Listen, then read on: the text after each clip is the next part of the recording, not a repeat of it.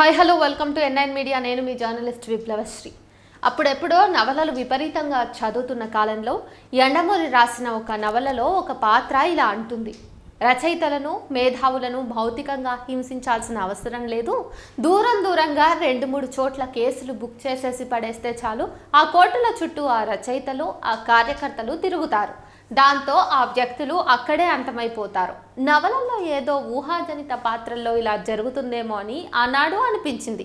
కానీ నిజ జీవితంలో రచయితల కార్యకర్తలకు సంబంధించిన వార్తలు చదువుతున్నప్పుడు సరిగ్గా ఇది నిజమే అనిపిస్తుంది. కేసులే కాదు, జైలు నుంచి బయటకి రాలేని ఊపా కేసులు కూడా నేడు సాధారణమైపోయాయి. బ్రిటిష్ వారి కాలంలో మనం లేమా అని ఒక్కోసారి సందేహం ఎవరికైనా రాకమానదు. ఇటీవల జిఎన్ సాయిబాబా మరణం, అంతకుముందు స్టాన్ స్వామి మరణం విన్నప్పుడు ఈ విషయం నిజమే అనిపిస్తుంది. అత్యంత దారుణమైన పరిస్థితుల్లో వృద్ధాప్యంలో స్టాన్ స్వామి చనిపోయారు. నీళ్లు తాగటానికి ఒక స్ట్రా కూడా దొరకకుండా నలిగిపోయారు. 90% పనిచేయలేని శరీరంతో కనీస వసతులు లేకుండా జిఎన్ సాయిబాబా కూడా జైల్లో అత్యంత బాధాకరంగా మానసిక హింసకు గురయ్యారని తెలుస్తోంది. ఎన్నో ఏళ్లుగా బ్రిటిష్ సామ్రాజ్యవాదులతో పోరాడి మన రిపబ్లిక్ను తయారు చేసుకున్న మన దేశంలో అసమానతలను తగ్గించి సామాజిక న్యాయం అందించాల్సిన అవసరం ఉంది. రచయితలు, మానవ హక్కుల కార్యకర్తలు దేశంలో సమానత కోసం ప్రయత్నాలు చేస్తున్నారు. కనీసం రాజ్యాంగంలో రాసుకున్న హక్కులనైనా కాస్త గౌరవించండి అని నిలదీస్తున్నారు. కానీ వ్యవస్థను ప్రశ్నించిన మానవ హక్కుల కార్యకర్తలను భీమా కోరేగావని ఒక తప్పుడు కేసులో ఇరికించి జైల్లోకి తోసేయటం, జైల్లో నుండి బయటకు రానంత పకడ్బందీగా ఉపా చట్టాల్లో వారిని ఇరికించడం చూసాం. భీమా కోరేగావ్ పేరు మీద ఈ కేసు గత కొన్ని సంవత్సరాలుగా నడుస్తూనే ఉంది. ఆయా కార్యకర్తలు వాడే కంప్యూటర్లలో, ల్యాప్టాప్లలో దేశ ద్రోహానికి సంబంధించినటువంటి సామాగ్రి దొరికినట్టు మహారాష్ట్ర పోలీసులు ఆరోపణలు చేశారు. ఒక సైబర్ ఎక్స్పర్ట్ పరిశోధన ప్రకారం వీరి కంప్యూటర్లలో ఒక మాల్వేర్ పంపించడం జరిగిందని, కంప్యూటర్లు వాడుతున్నటువంటి ఆయా వ్యక్తులకు కూడా తెలియకుండానే వారి కంప్యూటర్లలో వారికి అర్థం కాని ఫిల్టర్లతో ఈ మాల్వేర్ ఎన్నెన్నో డాక్యుమెంట్లను భద్రపరిచిందని అన్నారు. నిపుణుల అంచనా ప్రకారం ఇలాంటి పెద్ద స్థాయి మాల్వేర్లను సాధారణ వ్యక్తులు, సాధారణ కంపెనీలు పంపించలేవు. వందలు, వేలు, లక్షలు ఖర్చు కాదు, దీని వెనుక కోట్ల రూపాయల ఖర్చు అవుతుంది.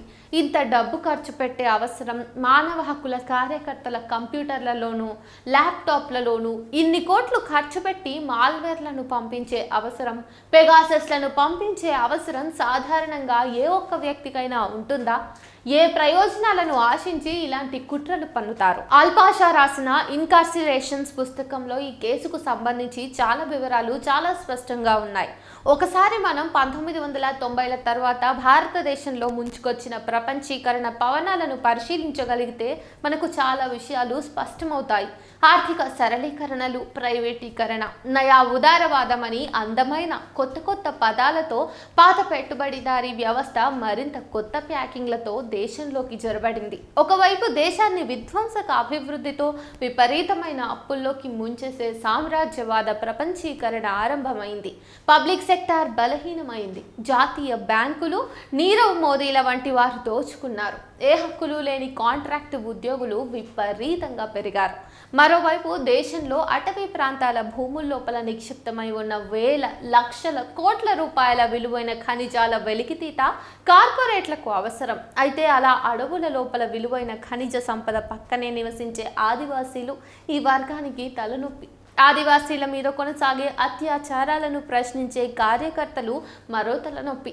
రాజ్యాంగంలో రాసుకున్న కనీస నియమాలు పాటించండి కార్యకర్తలు ప్రశ్నిస్తున్నారు. ఎంతో మంది అమాయక ఆదివాసీలు జైళ్లలో మగ్గిపోవడం చూసిన స్టాన్ స్వామి మొత్తం జైళ్లలో ఇలా ఇరుక్కున్న ఆదివాసీల వివరాలను సేకరించాడు. కోర్టులో కేసు పెట్టి ఎంతో మంది అమాయకుల విడుదలలో శ్రమించాడు. ఇలా అన్యాయానికి ఎదురు తిరిగి రాజ్యాంగబద్ధంగా ప్రశ్నించే అందరినీ కట్టకట్టి భీమా కోరేగావ్ కేసులోకి ఇరికించేశారు. భీమా కోరేగావ్ అనేది మహారాష్ట్ర మహారాష్ట్రలోని ఒక ప్రాంతం. గతంలో పేష్వాలకు వ్యతిరేకంగా అణగారిన దళితులు పోరాడి గెలిచిన సందర్భాన్ని వేడుక జరుపుకుంటారు ఆ ప్రాంతంలో ఉన్న దళితులు. దీన్ని హర్షించని హిందుత్వవాదులు ఒకరిద్దరు నాయకుల ఆధ్వర్యంలో హింసను కొనసాగించిన విషయం మనందరికీ తెలిసిందే. బలమైన వ్యతిరేకత రావడంతో దాన్ని పక్కకు జరిపి కేసును తప్పుదారి పట్టించి ఎల్గార్ పరివాద్ కేసుని ముందుకు తెచ్చి హక్కుల కార్యకర్తలు హింసను ప్రణాళికలు వేశారని చెప్పేసి, అలానే దేశంలో అలజడిని సృష్టించే ప్రయత్నాలు చేస్తున్నారని చెప్పేసి తప్పుడు ఎఫ్ఐఆర్లు బుక్ చేసి ఎఫ్ఐఆర్లో నమోదు చేసిన వారిని, చేయని వారిని కేసుల్లో ఇరికించే ప్రయత్నం జరిగింది. జిఎన్ సాయిబాబాలు, స్టాన్ స్వామీలు ఇలా అంతరించిపోవడం వెనుక ఏ వర్గం ప్రయోజనాలు ఉంటాయి? ఇలా ఎంతో మంది మేధావులు జైళ్లలో మగ్గిపోవడం వెనుక ఆంతర్యం ఏంటి? ఆధారాలు లేవని కేసులు కొట్టేస్తారు. మరి కోల్పోయిన 10 సంవత్సరాల మాట ఏంటి?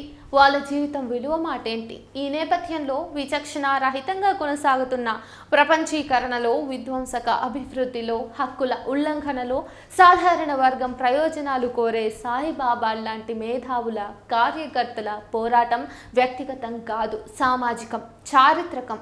ప్రగతిశీల వాదుల్లో నేడు ఎన్నో రకాల గోడలు మనం చూస్తాం. కానీ ఆయన అందరినీ కలుపుకుని ముందుకు పోవాలని అనుకున్నాడు. ఆదివాసీల పట్ల అన్యాయం ప్రతిఘటించాలని అన్నారు.